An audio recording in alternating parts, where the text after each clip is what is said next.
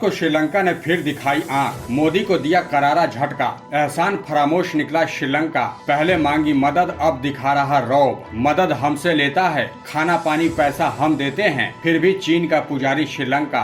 दोस्तों, अब आप भी सोच रहे होंगे कि श्रीलंका के साथ इतना कुछ होने के बाद भी वो भारत को धमकी क्यों देता है, यहाँ तक कि भारत के साथ ठीक से बात तक नहीं करता है। पिछला वाकया तो आप लोगों को याद ही होगा, जब चीनी जासूसी जहाज युआन वांग 5 श्रीलंका आया था, तब भारत ने विरोध किया था और कहा था कि इससे हिंदुस्तान की जासूसी हो सकती है। तब खूब हल्ला भी मचा था। भारत ने आपत्ति जताई, लेकिन श्रीलंका टस से मस नहीं हुआ और चीनी जासूसी जहाज को अपने बंदरगाह पर आने दिया। अब उसी घटना पर श्रीलंका के राष्ट्रपति ने पहली बार अपनी खामोशी तोड़ी है और कहा है कि चीनी जासूसी जहाज को हम्बनटोटा में रुकने की अनुमति देना मुश्किल फैसला था। अपनी सफाई में उन्होंने कहा कि इस जहाज को हम्बनटोटा आने की अनुमति तब दी गई जब पूर्व राष्ट्रपति ने श्रीलंका के सरकार को ये फैसला उलटने का कोई रास्ता नहीं छोड़ा। आपको बता दें कि ये चीनी जहाज दुश्मन देशों की सीमा में सैकड़ों किलोमीटर अंदर तक जासूसी कर सकता है। इतना ही नहीं, ये बैलिस्टिक मिसाइल और सैटेलाइट को भी ट्रैक कर सकता है। श्रीलंका के राष्ट्रपति ने आगे कहा कि चीन ने हमें आश्वासन दिया था कि वो श्रीलंकाई जल क्षेत्र में कोई काम नहीं करेगा, लेकिन वो हमारा एक हिस्सा खरीद लिया है, इसलिए अगर वो भारत की जासूसी करना चाहे तो कर सकता है। हम बस ये आश्वासन दे सकते थे कि हमारे जल क्षेत्र में भारत के खिलाफ कोई गतिविधि नहीं होगी, इसलिए हमने चीनी जहाज को अनुमति दी। फिलहाल समस्या ये है कि किसी असैन्य जहाज का उपयोग भी सैन्य उद्देश्यों के लिए किया जा रहा है। क्रूज जहाज से सैनिकों को लेकर जाया जा रहा है। यहाँ एक बात और गौर करने वाली है कि